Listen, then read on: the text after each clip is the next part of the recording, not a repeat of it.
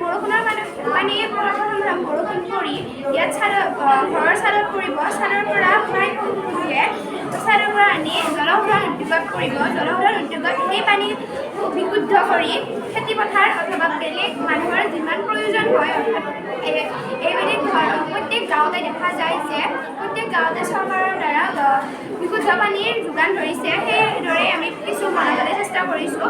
ইয়াত বিশুদ্ধ পানী যোৱাৰ লগে লগে এই কিছু ঘৰৰ মাজেৰে পাইপৰ দ্বাৰা এই পানী প্ৰবাহিত হ'ব। লগতে কুঁৱা বনাইছোঁ, কাৰণ বৰষুণৰ পানী প্ৰথমে আহি কিনে কুঁৱাত পৰিব আৰু এই কুঁৱাৰ পৰা মানুহে নি নিজৰ ঘৰত ফিল্টাৰ অথবা গৰম কৰি বিশুদ্ধ কৰি খাব পাৰিব। আৰু বৰষুণৰ পানী খেতিপথাৰতো প্ৰয়োগ হৈছে।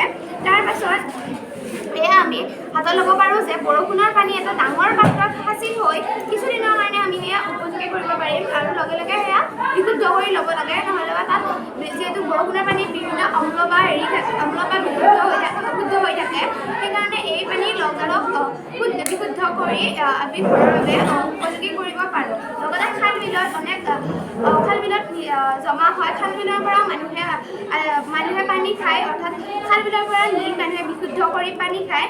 আৰু এয়া আমি গোটেই এইকাৰণে বনাইছোঁ, কাৰণ আজিৰ দিনত পানী বহু অপয়োগো হৈ আছে আৰু ইয়াৰ ফলত পানী বহুত কমিও যাই আছে। ইয়াৰ পানী কমি যোৱাৰ ফলত বহু মানুহে অশুদ্ধ বা লেতেৰা পানীও খাব লগা হৈছে। ইয়াৰ ফলত বিভিন্ন ধৰণৰ ৰোগ আমাৰ এই পৃথিৱীৰ মানুহৰ মাজত দেখা পোৱা গৈছে। এই ৰোগৰ প্ৰতিৰোধ হৈছে, এই ৰোগৰ মূল কাৰণ হৈছে অশুদ্ধ পানী।